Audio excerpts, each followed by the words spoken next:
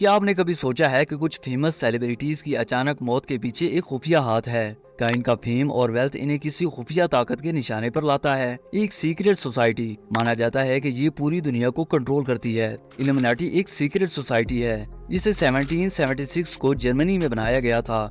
इसको बनाने का मकसद था कि कोई भी कंट्री अपनी पावर्स का एक दूसरे पर गलत इस्तेमाल ना करे। अगर कोई ऐसा करता है तो उसे ये सोसाइटी रोके। कुछ लोगों का ख्याल है कि ये इल्यूमिनाटी अभी मौजूद है और ये दुनिया के बड़े बड़े वाकयात को कंट्रोल करती है। इनमें 9/11 के हमले, फ्रेंच रेवोल्यूशन और अमेरिका के सदर जॉन एफ कैनेडी का कत्ल शामिल है। और इसके अलावा माना जाता है कि ये सोसाइटी सोशल मीडिया, फिल्में और ड्रामों के जरिए आवाम को कंट्रोल करती है।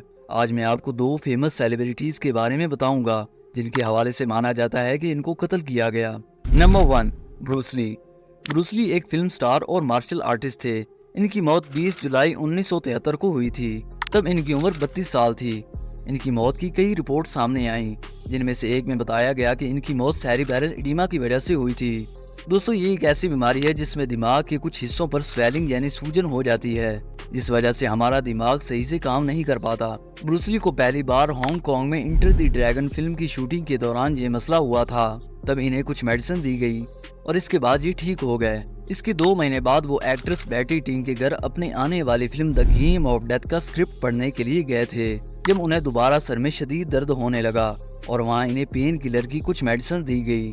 इसके बाद ये बेड पर लेट गए और जब वो रात के खाने के लिए नहीं आए तो इनके दोस्त और प्रोड्यूसर रेमंड चौ इनके घर गए।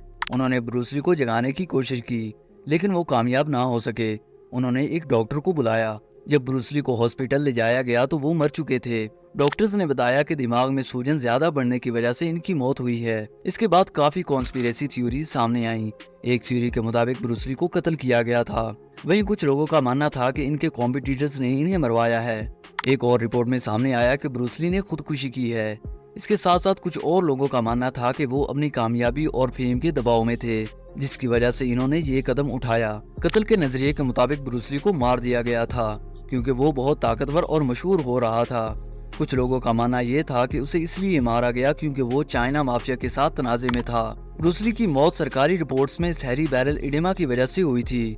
इस रिपोर्ट पर कुछ सवाल भी उठाए गए थे, लेकिन कोई ठोस सबूत मौजूद नहीं था जो ये साबित करे कि ब्रूस ली को कत्ल किया गया है। ब्रूस ली एक सेहतमंद आदमी थे जो बाकायदगी से वर्जिश करते थे और हेल्दी फूड का इस्तेमाल करते थे। इस वजह से ये इम्कान नहीं है कि वो किसी मामूली बीमारी से मर जाएं। इल्यूमिनाटी के मुताबिक एक खुफिया जमात ने ब्रूस ली को इसलिए मारा क्योंकि वो इनके कंट्रोल से बाहर हो रहा था। इस नजरिए को ठोस सबूत नहीं समझा जा सकता। मेडिसिन की बात करें तो ब्रूस ली को पहले भी यही मेडिसिन दी गई थी और इससे कोई भी एलर्जिक रिएक्शन नहीं हुआ था।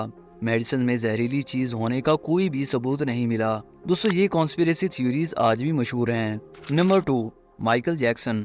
इसी तरह माइकल जैक्सन के बारे में भी थ्योरी मशहूर है कि माइकल जैक्सन को कत्ल किया गया था, लेकिन इनकी मौत ओवरडोज की वजह से हुई थी।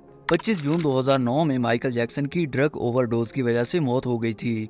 लॉस एंजलिस में जब ये एक किराए के घर में बिस्तर पर लेटे हुए थे, तब थोड़ी ही देर बाद ये बेहोश हो गए। इनके डॉक्टर कॉनराड मोरी ने जब इनको जगाने की कोशिश की तो वो नाकाम रहे।